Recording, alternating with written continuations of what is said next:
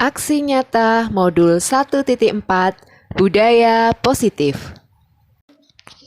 Salam dan bahagia Bapak Ibu Guru hebat. Perkenalkan, saya Hana Desi Suryandari, calon guru penggerak Angkatan 7 dari SMP Kristen Kalam Kudus, Surakarta. Berikut ini adalah aksi nyata berupa pemaparan tentang budaya positif yang dilaksanakan di SMP Kristen Kalam Kudus, Surakarta. Selamat pagi Bapak Ibu.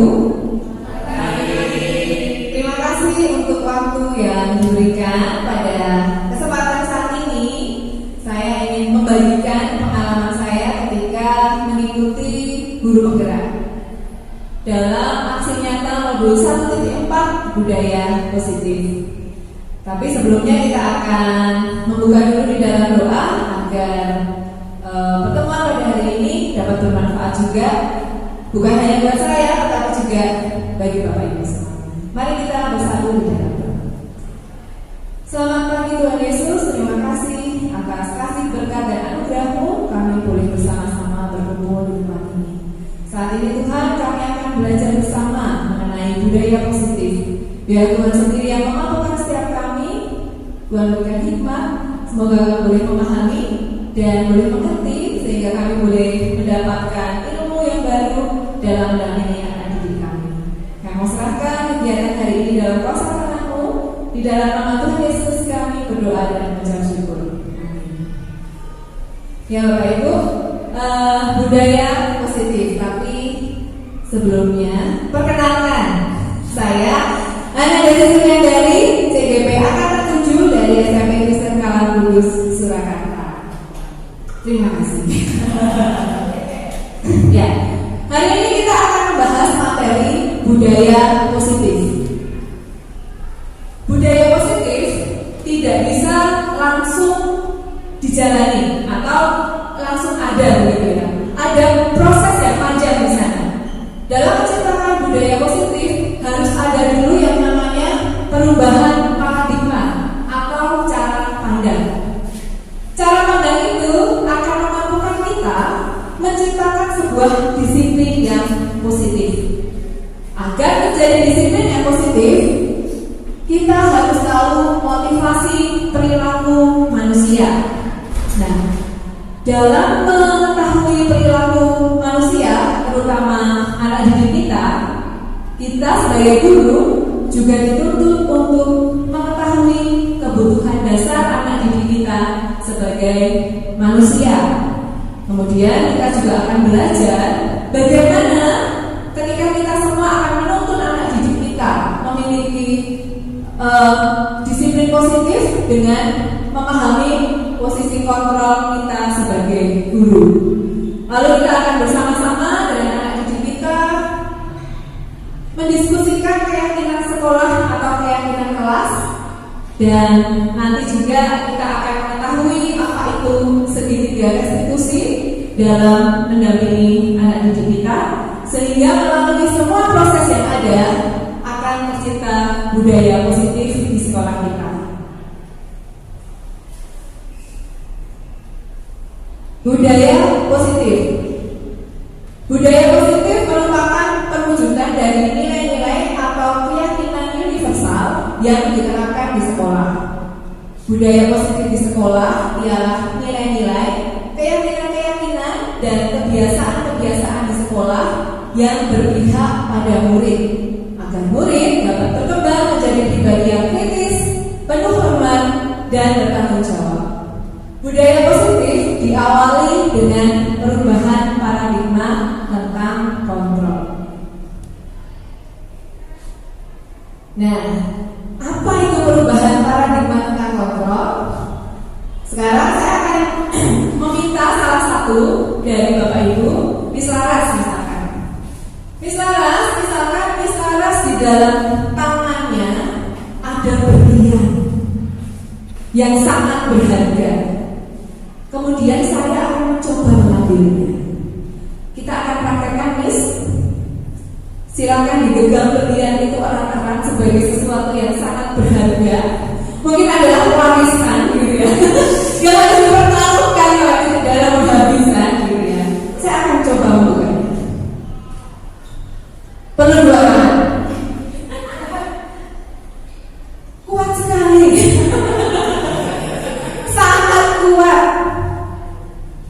Ibu, misalkan yang mengepalkan tangan ini adalah murid-murid kita.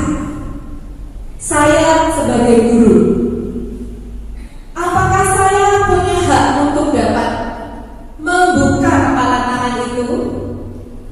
Apakah sebenarnya saya ini adalah orang yang paling mampu untuk membuka kepala tangan anak-anak sebagai seorang guru?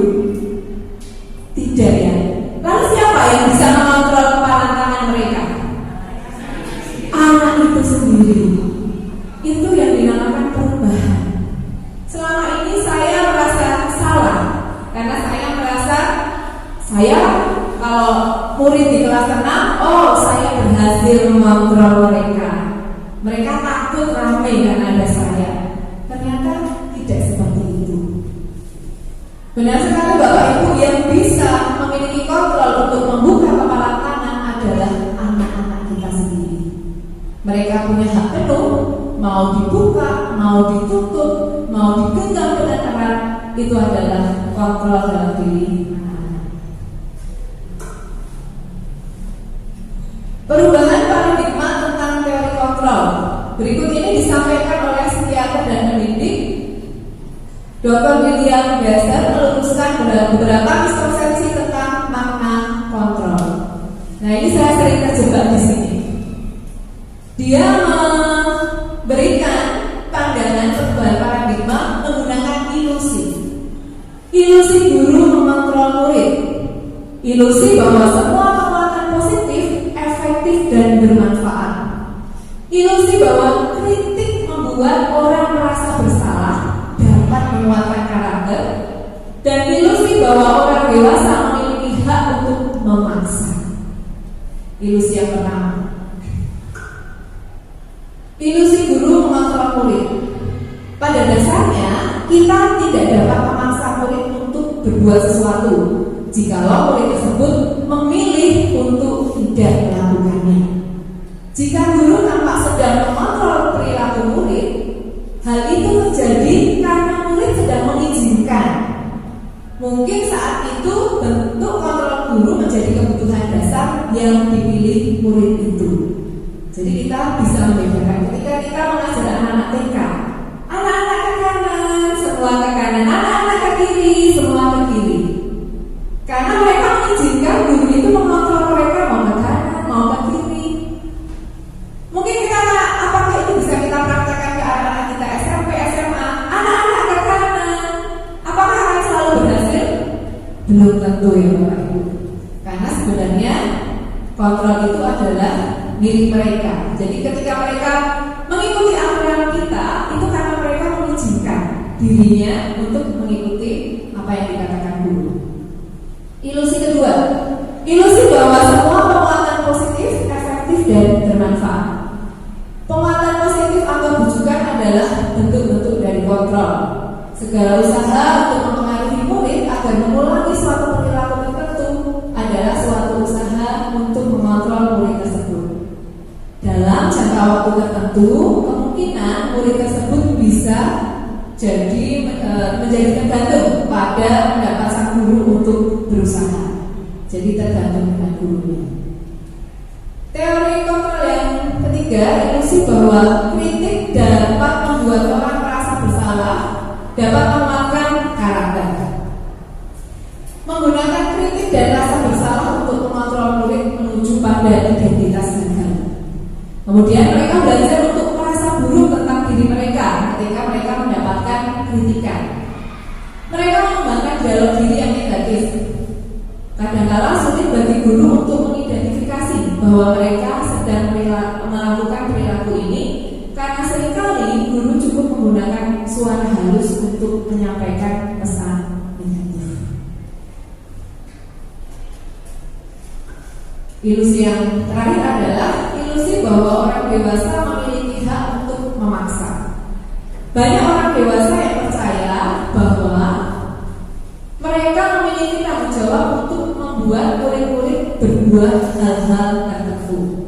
Seringkali tindakan memaksa dapat diterima karena ada kemajuan berdasarkan sebuah pengukuran kinerja. Perilaku memaksa tidak akan efektif untuk jangka waktu panjang dan sebuah hubungan Jadi mungkin ketika kita memaksa di awal-awal, anak-anak oke saja. Kita merasa, oh kita tercapai karena apa yang kita katakan mereka ikuti, apa yang kita katakan mereka ikuti.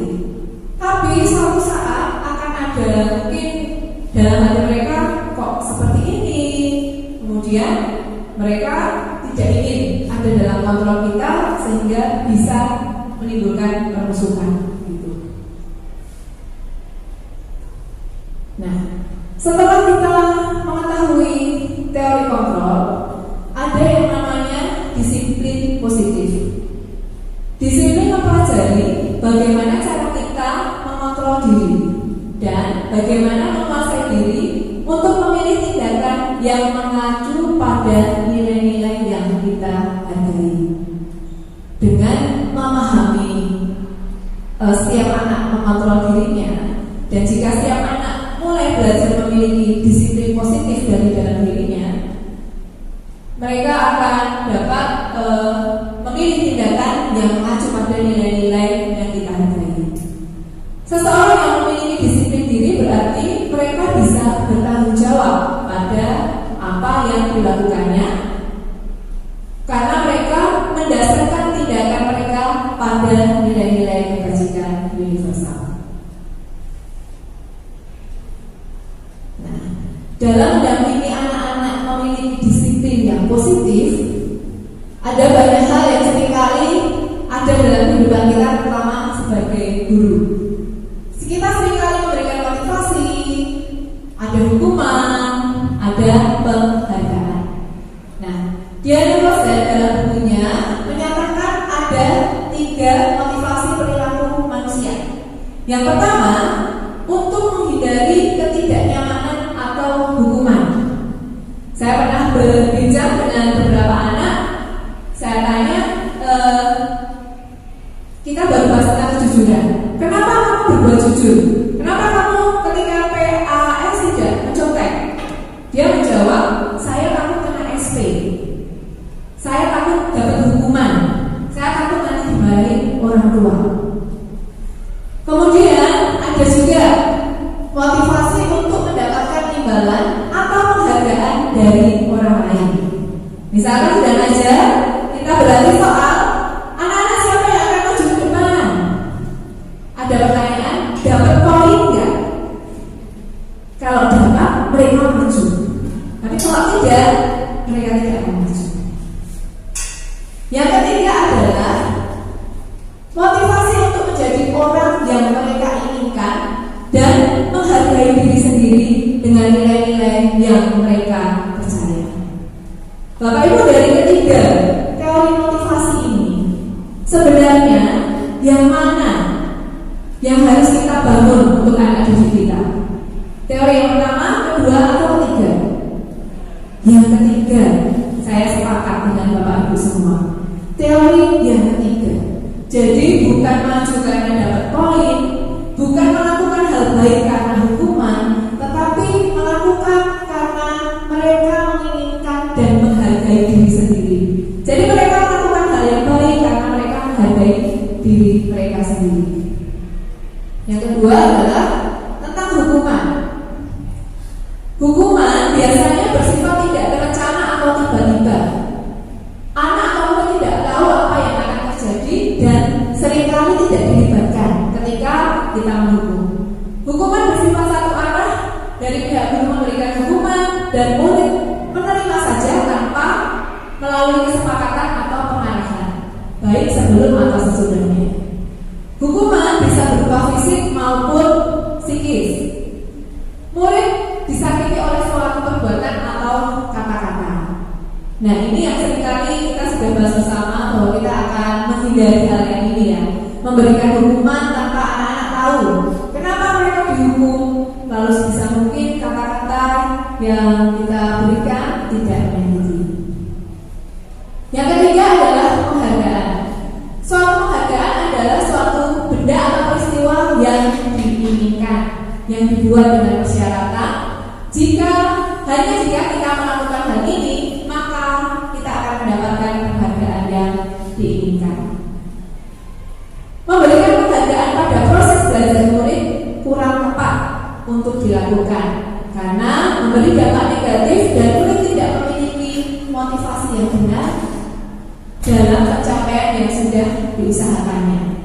Ini ya seperti contoh penghargaan berupa poin tadi mungkin ya. Ketika dapat poin mereka baru akan melakukan yang terbaik gitu.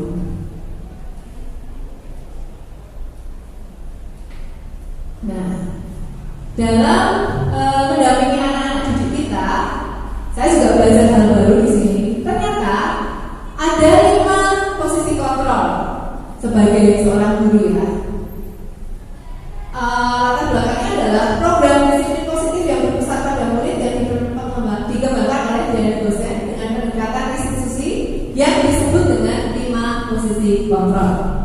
Bapak Ibu di kelas maupun di sekolah ini kita pasti pernah mengambil peran, entah itu 1 peran, 2 peran, 3 peran dalam posisi kontrol.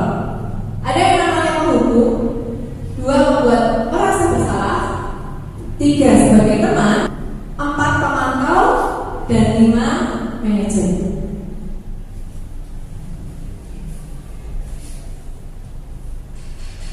Sebagai seorang penghukum, penghukum bisa menggunakan hukuman fisik maupun verbal. Orang-orang yang menjalankan posisi penghukum senantiasa mengatakan bahwa sekolah memiliki sistem atau aturan yang dapat lebih menekan murid-murid lebih dalam lagi. Biasanya mereka akan berkata, "Patuhi aturan saya, awas ya." Guru seperti ini senantiasa percaya bahwa hanya ada satu cara agar pembelajaran bisa berhasil, yaitu dengan caranya. Ciri khas hukum adalah ada suara tinggi, bahasa tubuh, mata melotot, atau jari menunjuk pada anak yang sedang dihukum. Konsekuensi logis dari akibat penerapan peran kontrol penghukum adalah kemungkinan murid marah dan mendendam atau bersifat agresif. Bisa jadi sesudah kembali duduk, murid tersebut melakukan aktivitas mencoret-coret buku, meja, atau bahkan bisa lebih marah lagi. Posisi yang kedua, pembuat merasa bersalah. Biasanya akan dikatakan dengan suara lembut.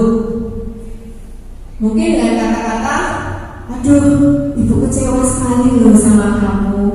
Sepertinya lembut ya, tetapi anak yang menerima itu sangat dalam. Nah, ciri khas membuat merasa bersalah adalah nada suara memelas, sedih, halus, bahasa tubuh merapat pada anak dan cenderung lesu. "Masa kamu gak kasihan sama Bu Hana? Sudah menunggu kelasnya gak tenang-tenang?" Mungkin bisa seperti itu. Konsekuensi logis dari akibat penerapan kontrol membuat rasa bersalah adalah murid jelas merasa bersalah. Bersalah telah mengecewakan ibu atau bapak gurunya. Murid merasa menjadi orang yang gagal dan tidak sanggup membahagiakan orang lain. Lalu posisi yang selanjutnya adalah sebagai seorang teman. Guru pada posisi ini tidak menyakiti murid, namun akan tetap berupaya mengontrol murid melalui pendekatan yang persuasif. Guru di posisi teman menggunakan hubungan baik dan humor untuk mempengaruhi seseorang. Bisa dikatakan misalkan, "Ayo bantulah demi Bapak," atau "Ya sudah, kalau hari ini melanggar tidak apa-apa, lain kali jangan ya." Seperti itu.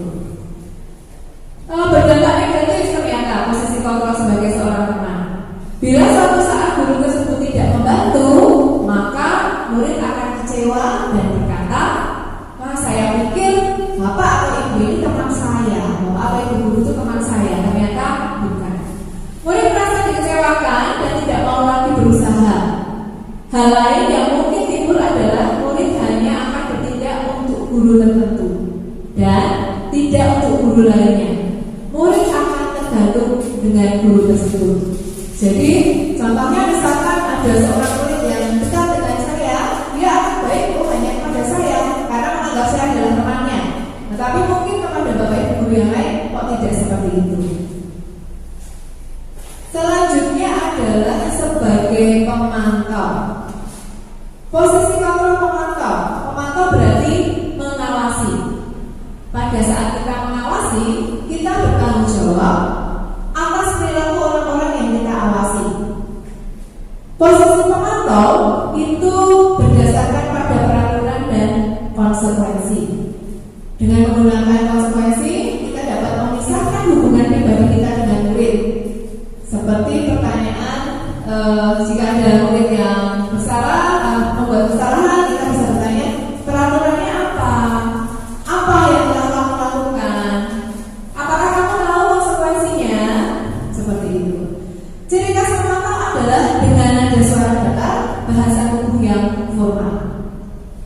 Konsekuensi logis dari penerapan posisi kontrol pemantau adalah murid memahami konsekuensi yang harus dijalankan karena telah melanggar salah satu peraturan sekolah. Lalu posisi kontrol yang terakhir sebagai manajer, di mana guru berbuat sesuatu bersama dengan murid, mempersiapkan murid, mempertanggungjawabkan perilakunya, mendukung murid agar dapat menemukan solusi atas permasalahannya sendiri. Murid diajak untuk menganalisis kebutuhan dirinya maupun kebutuhan orang lain. Di sini penekanan bukan pada kemampuan membuat konsekuensi, namun dapat berkolaborasi dengan murid. Seperti pertanyaan, apa yang kita yakini? Apakah kamu meyakininya? Jika kamu memperbaiki ini, hal ini menunjukkan apa tentang dirimu? Jadi kita balikkan lagi dari keyakinan mereka. Tugas seorang manajer bukan untuk mengatur perilaku seseorang, tapi membimbing murid untuk dapat mengatur dirinya sendiri. Seorang manajer bukannya memisahkan murid dari kelompoknya, tapi mengembalikan murid tersebut ke kelompoknya dengan lebih baik dan kuat. Jadi kita tidak mengatur perilaku mereka, tapi biar mereka sendiri yang menggali. Aku harus bagaimana? Apa yang aku yakini? Apa yang harus aku lakukan selanjutnya? Nah, Bapak Ibu, dari 5 posisi kontrol tadi kita diskusi sebentar ya.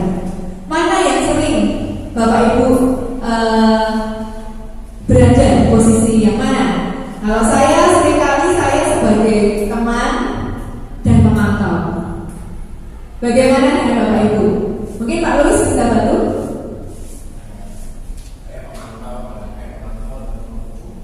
Pemantau dan mendukung. Bu Ana? Pemantau dan mendukung juga. Bu Jadi? Pemantau dan mendukung. Pemantau dan mendukung. Ya.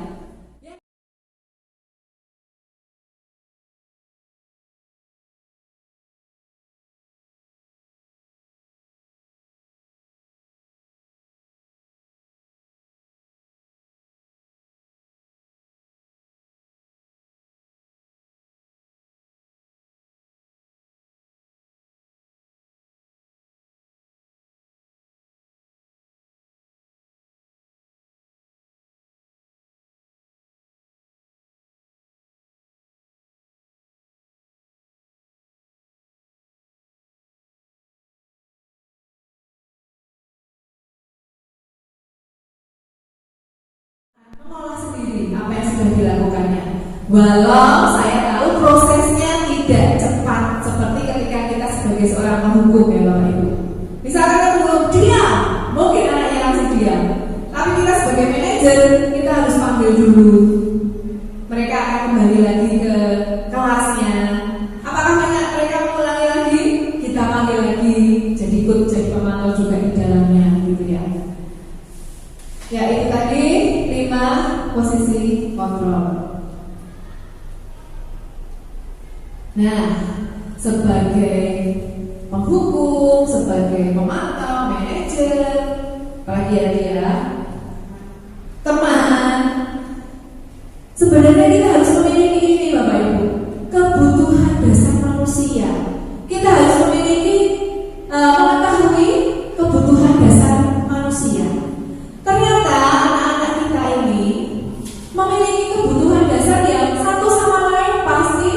berbeda. Di sini ada kebutuhan dasar manusia tentang penguasaan, akan kasih sayang dan rasa diterima, kebutuhan dasar bertahan hidup, kebutuhan dasar memiliki kebebasan, kebutuhan dasar memiliki kesenangan. Kebutuhan-kebutuhan dasar ini yang mendasari tingkah laku mereka ketika di kelas. Mungkin kalau Bapak Ibu baru mengajar, ada anak yang mainan, entah itu tipek, entah itu apapun, dan mereka melihat pembelajaran kita, mereka tersenyum-senyum sendiri dengan mainannya itu. Mungkin mereka punya kebutuhan dasar akan kesenangan, begitu ya. Dan mungkin hal lain Bapak Ibu bisa menemukan juga di kelas. Landasan-landasan atau dasar apa yang membuat anak-anak berperilaku di kelas, gitu. Ketika seorang murid melakukan perbuatan yang bertentangan dengan nilai-nilai kebajikan atau melanggar peraturan, hal itu sebenarnya dikarenakan mereka gagal memenuhi kebutuhan dasar mereka. Nah, ini contoh-contoh anak-anak kita yang luar biasa ya. Ada yang memiliki kebutuhan dasar akan penguasaan. Aku ingin orang-orang itu tahu bahwa aku sudah menguasai hal ini. Aku bisa menjawab apa yang diberikan oleh guru. Ada yang butuh kasih sayang, butuh perhatian. Ada yang perlu diberikan ruang atau tempat untuk bisa mengekspresikan diri mereka. Dan itu semua melandasi perilaku mereka di kelas. Setelah disiplin positif, lalu kita memahami posisi kontrol kita. Nah, di sini adalah keyakinan kelas. Kalau biasanya dulu kita menyebutnya dengan peraturan kelas, tetapi sekarang berganti dengan keyakinan kelas.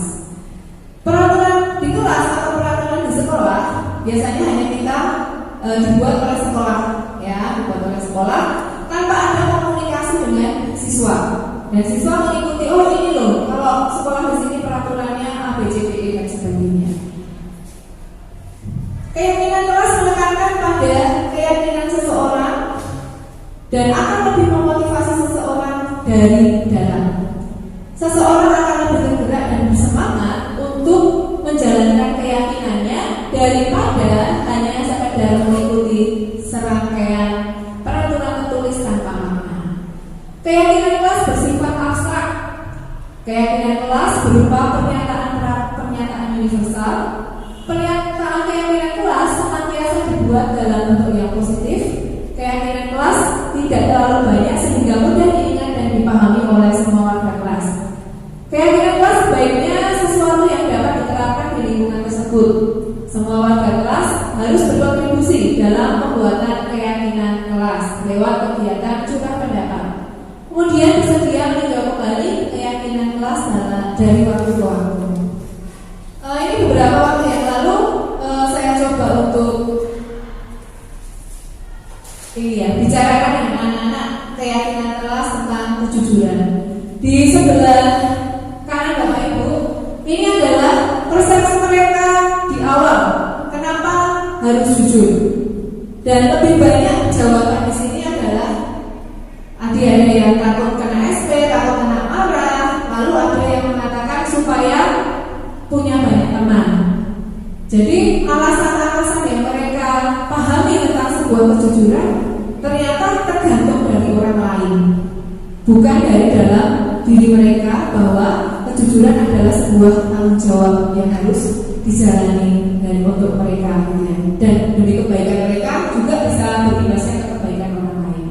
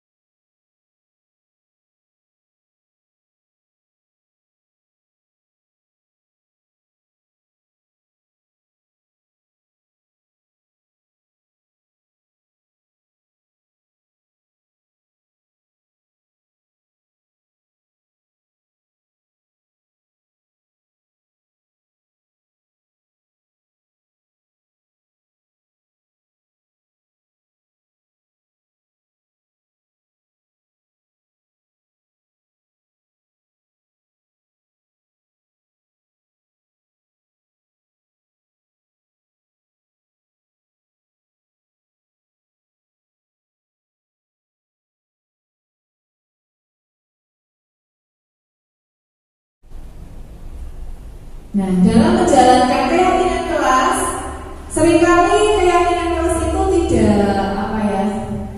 tidak langsung berjalan dengan mulusnya begitu ya.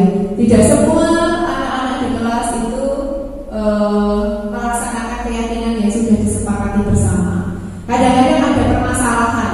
Nah, kita akan dibantu menggunakan segitiga restitusi dalam menyelesaikan masalah, terutama tentang perilaku anak didik di kelas. Nah, apa itu segitiga restitusi? Segitiga restitusi terdiri dari 3 hal. Yang pertama, menstabilkan identitas. Kedua, validasi tindakan yang salah. Ketiga, menanyakan keyakinan. Yang menstabilkan identitas, bagian dasar dari segitiga bertujuan untuk mengubah identitas anak dari orang yang gagal karena sudah melakukan sebuah kesalahan. Kemudian validasi tindakan yang salah, setiap tindakan kita dilakukan dengan suatu tujuan, yaitu memenuhi kebutuhan dasar. Dengan memahami kebutuhan dasar, apa yang mendasari sebuah tindakan, kita akan menemukan cara-cara paling efektif untuk memenuhi kebutuhan tersebut.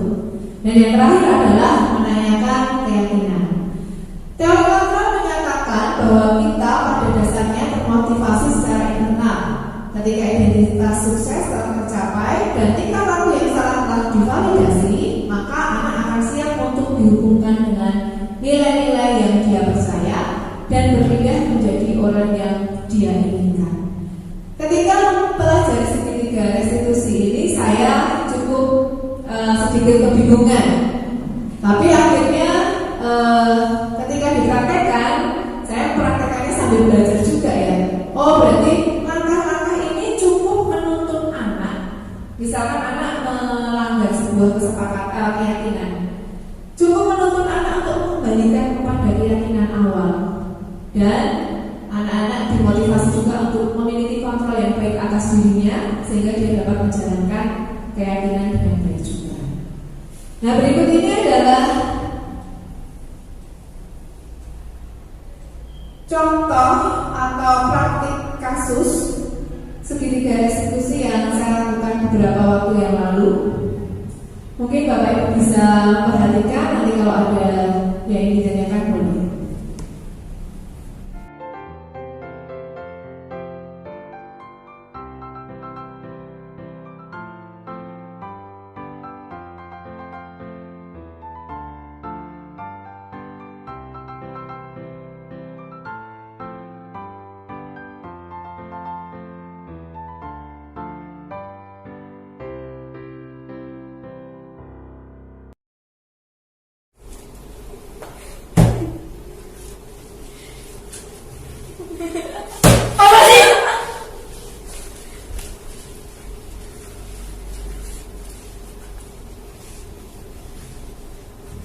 Maria, kamu kenapa? Aku digangguin sama Grace.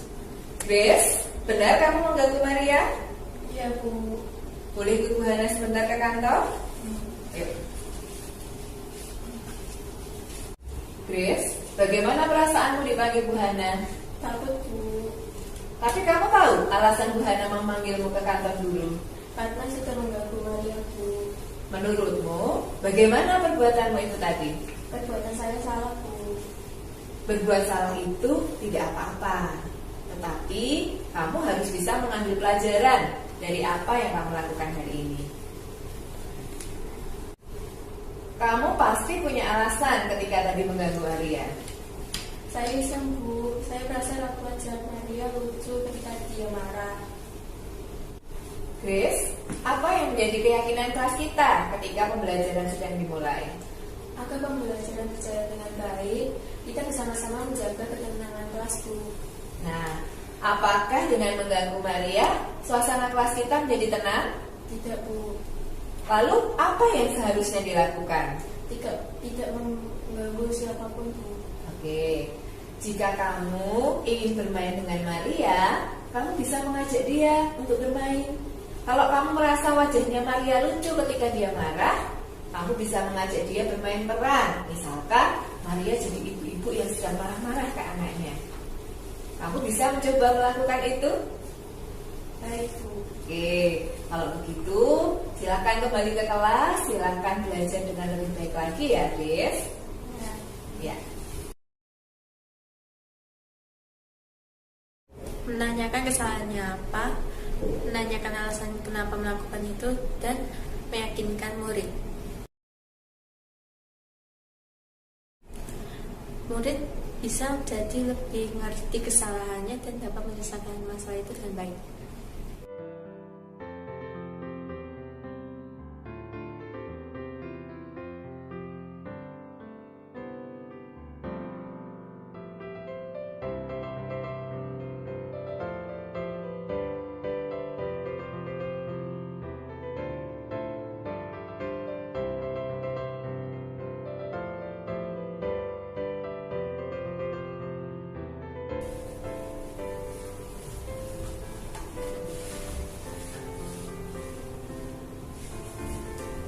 Mak, ayo main yuk.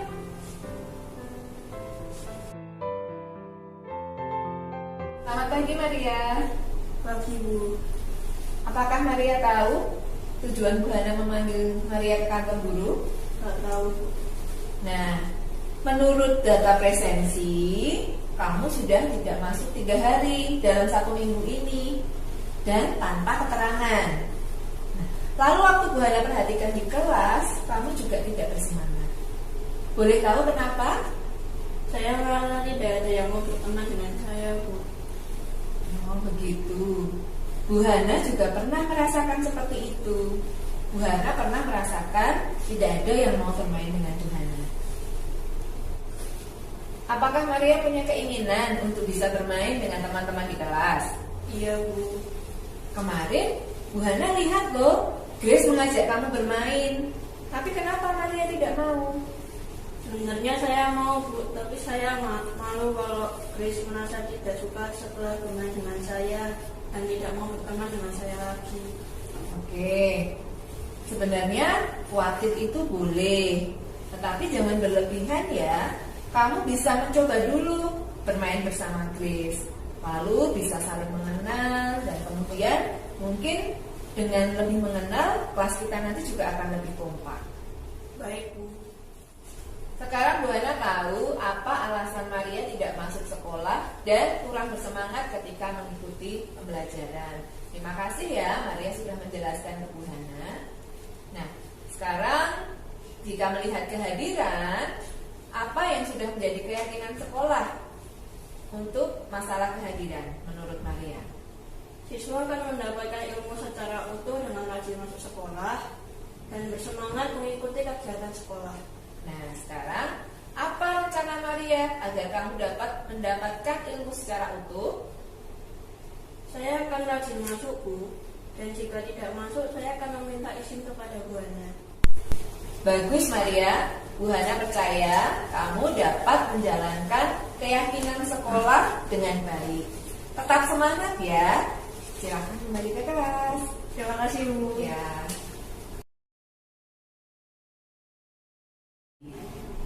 Guru tidak langsung menghukum, tetapi menanyakan masalah kepada murid, kemudian menanyakan alasan kenapa murid melakukan kesalahan tersebut dan meyakinkan murid. Murid dapat lebih tenang, tidak grogi, dapat menyelesaikan masalahnya, dan dapat mengerti kesalahannya juga. Guru memberikan kesempatan murid untuk memikirkan langkah atau rencana untuk memperbaiki kesalahan. Dari 2 kasus yang disajikan, diketahui pada kasus yang pertama, kebutuhan dasar murid adalah kebutuhan merasa senang, dan kasus yang kedua, kebutuhan kasih sayang dan rasa diterima. Ya Bapak Ibu, tadi ada 3 langkah yang sudah dilakukan.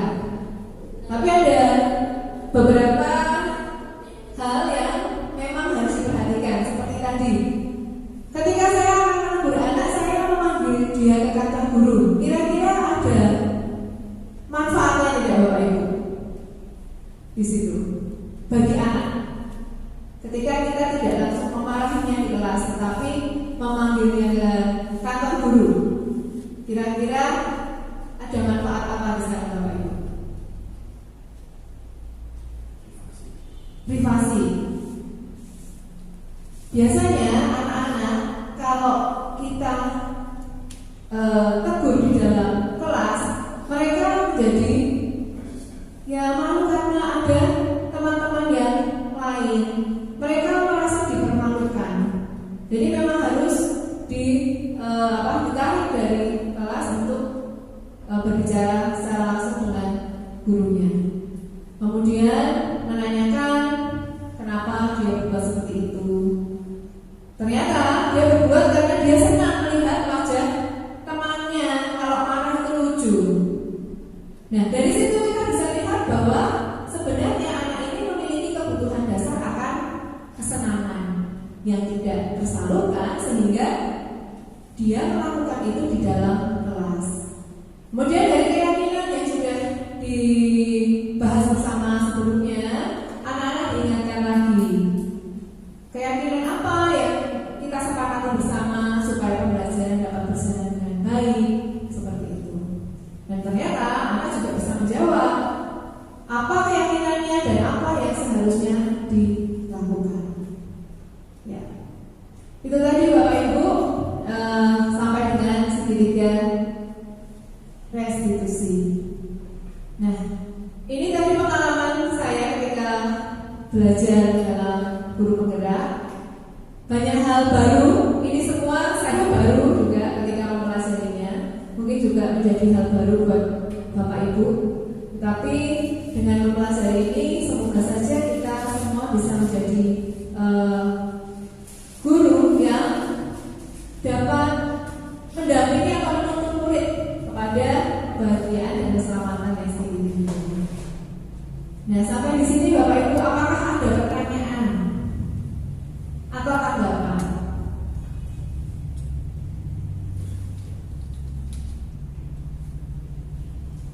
Dia bisa kasih.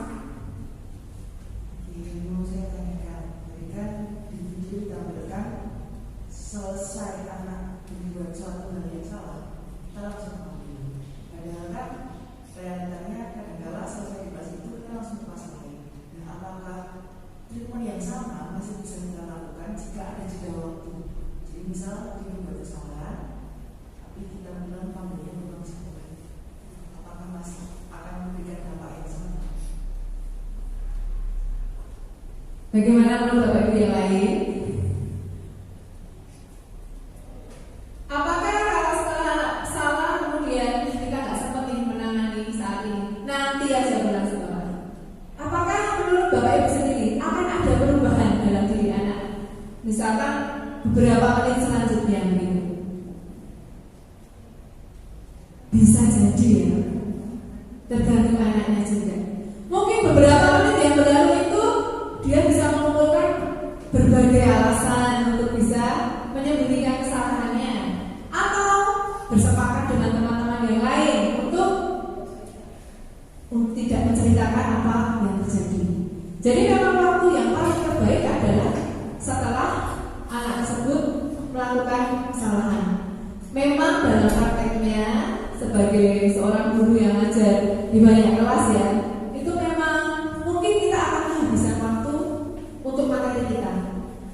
Tapi kadang-kadang jika harus dibandingkan, kita akan lebih mengejar materi atau mengejar karakter mereka. Kalau saat ini kira-kira Bapak Ibu guru pilih yang mana? Mana yang lebih penting? Selesai materi kita atau kita bisa mendampingi murid-murid kita untuk memiliki karakter yang lebih baik? Kira-kira mana Bapak Ibu? Dua-duanya. Kalau dua-duanya bisa tercapai, luar biasa ya. Dua-duanya bisa tercapai, materi selesai, tapi kita juga bisa menuntun murid dalam karakter yang baik, sangat luar biasa. Begitu. Apakah ada lagi yang memberikan tanggapan atau pertanyaan? Kalau tidak ada, Bapak Ibu, di meja sudah ada kertas untuk merefleksikan apa yang sudah Bapak Ibu dapatkan pada hari ini. Apakah yang tadi sudah disampaikan adalah sesuatu yang baru diambil manfaatnya oleh Bapak Ibu. Kalau ada bagian apa, entah itu disiplin positif, posisi kontrol, tentang keyakinan kelas, silakan tuliskan pengalaman Bapak Ibu dalam kertas tersebut untuk pertemuan kita hari ini.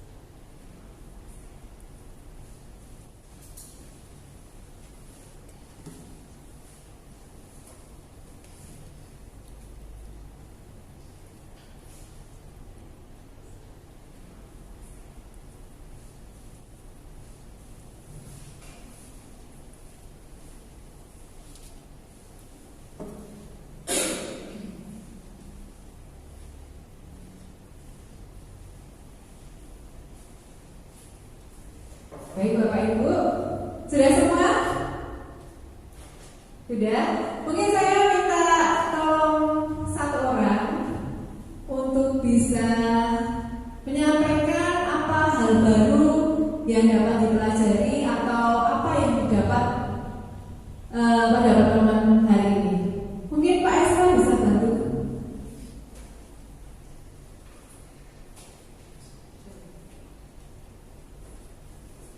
Oke, terima kasih Bu Hana. Yang saya peroleh di kegiatan hari ini cukup banyak ya Bapak Ibu. Ternyata memang kita sebagai seorang guru tidak hanya membuat anak itu berproses, tapi kita sendiri juga harus berproses juga. Kita juga harus bagaimana cara kita membina anak kita. Tadi dijelaskan tadi ada 5 posisi kontrol. Tadi saya sangat bersyukur bisa ikut kegiatan ini. Yang ada di pikiran saya mungkin awalnya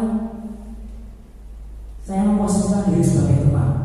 Saya merasa bahwa ketika saya jadi teman mereka itu, saya percaya mereka akan menghargai saya percaya mereka akan nyaman berada di bawah atau di kelas saya seperti itu. Tapi ternyata mungkin ada hal lain, ada posisi lain yang juga memang harus kita terapkan. Karena tadi mungkin posisi manajemen itu lebih baik. Bagi saya itu ilmu yang baik, saya juga jadi termotivasi untuk bisa menjadi manajer bagi anak-anak saya. Itu Bu Hana. Terima kasih Pak Esra. Saya juga seringkali terjebak posisinya sebagai posisi teman. Jadi kadang-kadang pada akhirnya kewalahan sendiri karena wah teman saya banyak gitu ya, mandiri saling nembak. Ya, Bapak Ibu, semoga kegiatan hari ini dapat bermanfaat. Terima kasih untuk waktu yang sudah disediakan, dan kita akan menutup kegiatan ini bersama-sama di dalam doa. Mari kita berdoa. Terima kasih Tuhan untuk kasih dan penyertaan-Mu pada kegiatan kami siang hari ini. Banyak hal yang sudah kami pelajari, kami yakin dan percaya Tuhan menyertai setiap proses yang terjadi dalam diri kami. Biarlah kami boleh Tuhan tuntun untuk menjadi guru yang berkenan kepada Tuhan, sehingga apa yang kami lakukan, apa yang kami usahakan untuk setiap anak didik kami, semuanya hanya untuk kemuliaan nama Tuhan saja. Kami mau serahkan aktivitas kami selanjutnya dalam kuasa Bapa-Mu. Di dalam nama Tuhan Yesus kami berdoa dan mengucap syukur. Amin. Terima kasih Bapak Ibu. Selamat siang.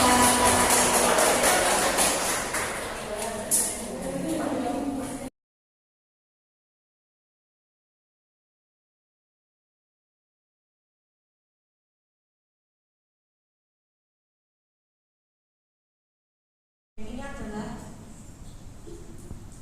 butuh waktu yang lama dan kertas yang banyak untuk mengeprint. Dan kita juga harus berlembur atau kerja keras dari sore sampai malam. Kesimpulan yang kita dapatkan adalah banyak orang menyukai anjing.